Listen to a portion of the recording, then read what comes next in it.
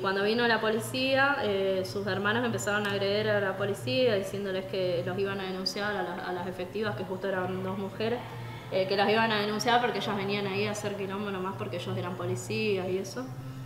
Y entonces esta chica nos llevó en el móvil hasta la comisaría a hacer la denuncia y cuando regresamos habían puesto candado a todos los portones y no pudimos volver a ingresar a la casa. Al día siguiente nos esperó, esa noche intervino Juan Pablo Durán, que es el encargado del servicio de ingreso del servicio de violencia. Y cuando estuve ahí con él, que me acompañó mi mamá, yo me quebré cuando me empezó a preguntar y ahí conté todas las amenazas con el arma, todos los episodios que habían pasado. Y bueno, y ahí empezó el caminito por la vía judicial. ¿Cuánto tiempo fue desde la denuncia hasta la actualidad? Son casi un año. Más de un año. Más de un año. El 25 de marzo a la mañana fue el día que nos presentamos ahí a hacer las denuncias. Y en ese proceso no pasó mucho, o sea, no avanzó el caso. No avanzó, o sea, no avanzó el caso a favor nuestro de protegernos, sino que avanzó en mi contra. Ese día que nos recibió este señor Durán, ahí nomás nos consiguió una audiencia para una semana después, donde teníamos la audiencia con el juzgado de familia. Ahí intervino la jueza Basbari, que en primera instancia ella puso una restricción que era hasta fines de junio, pero después yo a mediados de junio, antes de que se estuviera por caer la restricción, recibí una citación para ir a acordar con él días y horarios de visita. No entendía nada, o sea, yo no entendía cómo podía ir a acordar, incluso en esa citación hasta se proponía el pernote, o sea, que mi hija fuera a pasar los fines de semana a dormir ahí a esa casa donde la dejaron en la calle, donde nos robaron un montón de cosas, no le importó. Ni en lo más mínimo, porque incluso cuando yo logré la orden judicial para que, bueno, entró mi familia, porque a mí no me dejaron entrar ellos, entonces autoricé que entrara mi familia a buscar las cosas, hubo cosas que no me quisieron entregar y, por ejemplo, o sea, ningún tipo de preocupación por la nena, por eso yo tengo en claro que no les importa a mi hija. Mi nena sufre de broncoespasmos y para poder lograr que me volvieran el nebulizador y los pads, porque encima yo quedé en una situación de calle, o sea, sin nada de plata, re mal, tuve que ir a conseguir una orden judicial de la jueza, ir con un móvil para que me lo devolvieran, o sea, mi nena estaba re mal y, o sea, ni en lo más mínimo tuvieron una actitud de decir, bueno, no te queremos a vos más acá, pero demostramos que la nena nos importa, para nada, o sea, no, para nada. Y bueno, cuando me llegó eso no entendí nada y ahí es cuando me acerqué al juzgado de familia, yo hasta ahí no tenía abogado. Y me encontré con que un mes y medio antes de esa citación, el juez Novaco, que había estado suplantando a Basbari, había levantado todas las medidas de restricción. Y a mí nunca nadie me había avisado, porque como no tenía abogado, no me habían notificado. Y eso, bueno, eso fue lo que me jugó en contra para que no avanzara el caso. Cuando yo empecé a apelar, conseguí abogada y empezamos a explicar que por qué no dábamos lugar a las visitas, por qué no tenía que haber régimen de visitas y por qué esta persona debía quitársele el arma, enviarlo a hacer un tratamiento, que era un peligro. La justicia, en lugar de ni siquiera mirar lo que nosotros estábamos diciendo, lo único que hacía era, la señora tuvo 72 horas para refutar esta sentencia donde se levantaban las medidas y no lo hizo. Y no, lógico, porque la sentencia fue el 9 de mayo, yo me enteré el 22 de junio. O sea, imposible que en las 72 horas hubiese respondido.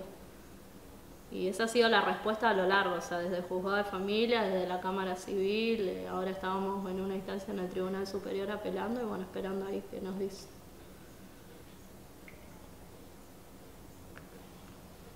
Igual él no se ha acercado. ¿Cuál ha sido el acercamiento que ha tenido en este tiempo? Cuando en el mes de septiembre del año pasado se insistió con el régimen de visitas y como nosotros apelamos, la jueza Basbari decidió que directamente me envió una nota donde decía, o sea, una resolución donde decía ya cuál era el régimen y quién iba a retirar a la nena. O sea, no hizo ningún acuerdo conmigo. Primero me citó a una audiencia, pero en la audiencia yo no quise entrar porque estaba él, que justo la audiencia, no, las casualidades, fue el día que Farré mató a la mujer en el country.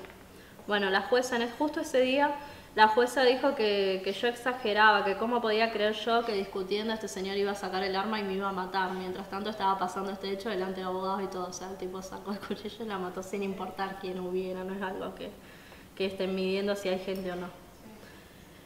Como yo no quise ahí y nos dieron 48 horas para decir entonces qué régimen de visita proponíamos. Volvimos a apelar que no proponíamos ningún régimen, que primero queríamos que estuvieran las garantías dadas, o sea, esta persona sin arma, con tratamiento, visita supervisada y que la nena no fuera forzada.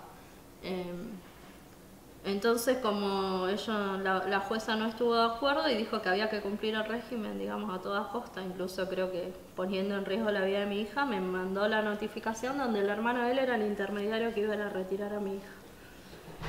Desde entonces intentaron 2 veces cumplir el régimen. La primera vez que el tío de mi hija se acercó a la casa, mi nena lo vio por la ventana y eso le generó todo un fin de semana de pesadillas, de ataques, que nos mordía, nos golpeaba, estaba súper violenta.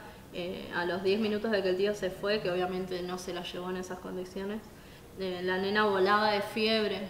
La llevamos al servicio público de salud, la atendieron, nos hicieron un informe, lo presentamos en el juzgado de familia, pero la jueza igual no nos escuchó. O sea, ella consideró que había que cumplir de todos modos el régimen. Después se volvieron a acercar y bueno, nosotros no estábamos, así que nada, de ahí no volvieron a aparecer más. En el mes de diciembre, como yo seguí con la denuncia pública por el caso, porque no avanzaba y nos seguían insistiendo con el régimen y también diciéndome a mí que no lo hiciera público, un montón de cuestiones, amenazando a la abogada de que la iban a apartar, que la iban a sancionar si ella seguía cuestionando cómo intervenía la jueza de familia. El 24 de diciembre me llegó una carta documento de mi expareja donde me pedía, el 90% de la carta hablaba de que yo no arruinara su imagen pública, que no saliera a hacer escrachos ni en los medios. Y en un solo párrafo mencionaba a la hija, o sea, no, decir que además le permitiera ver a la hija, o sea, pero el 90% era su insistencia en que yo no arruine su imagen. Yo con esa carta la subí a las redes y salí a denunciar nuevamente públicamente, a decir que me querían hacer callar, pero que yo consideraba que la vida de mi hija valía mucho más y estaba dispuesta a denunciar, a seguir denunciando. Entonces se ve que como eso no le funcionó, para Año Nuevo mi ex me llamó, después de casi un año sin saber de él, me llamó. La verdad que fue escalofriante, yo grabé la llamada, estaba con mis hermanos y la grabé. Y escuchar después la llamada, obviamente mientras me hablaba me movió porque, o sea, son muchos años de relación, un montón de cosas y, o sea, y uno no es de hielo, pero después de escuchar, o sea, había sido el cumpleaños de mi hija, después de un año sin hablar y él supuestamente tan preocupado, no me preguntó ni una vez por la nena. Casi 1 hora hablando y no la nombró ni una vez. Yo intenté mantener la conversación porque quería pruebas de que él admitiera lo que había pasado. Lo único que él admitía era que yo decía la verdad, pero no decía la parte en que él nos había apuntado con el arma, obviamente. Se cuidaba bastante para hablar. Pero creo que lo que más me descolocó y más me aterró fue que él me hablaba de que él no se había podido comunicar conmigo antes porque no lo dejaba la familia, la madre, pero que él quería que yo supiera que él tenía una casa para que nos fuéramos a vivir juntos, que tuviéramos un hijo, que él iba a levantar todas las denuncias porque yo decía la verdad. Pero que yo tenía que volver con él, o sea, esa era su condición.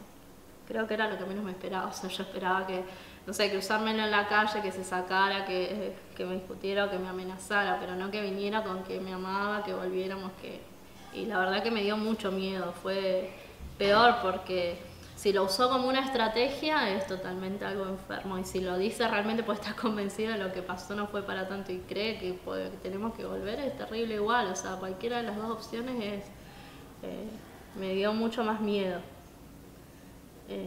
Después me siguió llamando varias veces, pero yo atendía, como era él, no cortaba, no quise hablar más con él. Y después de ahí no supe más no sé, desistió de... Hasta el día de hoy que tenés una denuncia. Contame qué es la denuncia y de qué se trata. Bueno, cuando... obviamente el hecho de que él tenga un staff de abogado que lo defiende muy bien, que de hecho es un staff que defiende a la policía históricamente, ¿no?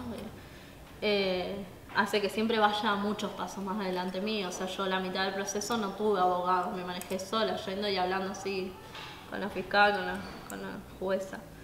Y cuando pasó esto que se levantó la medida cautelar, obviamente él se enteró, yo no. Entonces él se adelantó y se nos adelantó mucho. Y presentó, como sabía que ya no había restricciones, presentó una denuncia de la comisaría diciendo que él quería acceder a un régimen de visitas porque no podía ver a la hija porque yo me la había llevado en un marco muy, no me acuerdo cómo decía él, pero como muy estricto, y que por eso él había cortado su relación con su hija. Yo recibí, eso lo presentó los primeros días de julio, y yo recibí a fines de julio o mediados la notificación donde decía que se me acusaba penalmente de impedimento de contacto y que me presentara con un abogado. Fuimos, firmamos, porque tenías que presentarte eso sí en un marco de 5 días, y le explicamos que pidieran los expedientes a familia porque no había ningún régimen todavía ni discutido siquiera, entonces no había ningún delito en realidad. Ahí nos dijeron que eso era una formalidad, nomás firmar y presentar a un abogado y nada más, y que no había que presentar más nada. Nosotros igual presentamos por el juzgado de familia esta explicación de que no había delito porque no había ningún régimen de visitas. Y eso fue lo último que supe de ese proceso, pero ahora hace una semana me notifican de que el día 29 de abril voy a tener una audiencia donde me van a formular los cargos, o sea, directamente ya estoy imputada, me formulan los cargos por impedimento. El impedimento de contacto, que es un delito considerado hoy en día, se creó en el año 2013, o sea, a raíz de un caso del 2013, donde a una mamá, el padre va a cumplir el régimen de visitas, se lleva a los hijos al exterior y se los secuestra. O sea, se creó para justamente evitar que los padres secuestren a los niños. Y acá lo están usando al revés, o sea, en mi contra, cuando no es así. O sea, están acusándome a mí de impedir, poniendo, o sea, la supremacía acá está en el derecho de él como padre y no en los derechos de mi hija.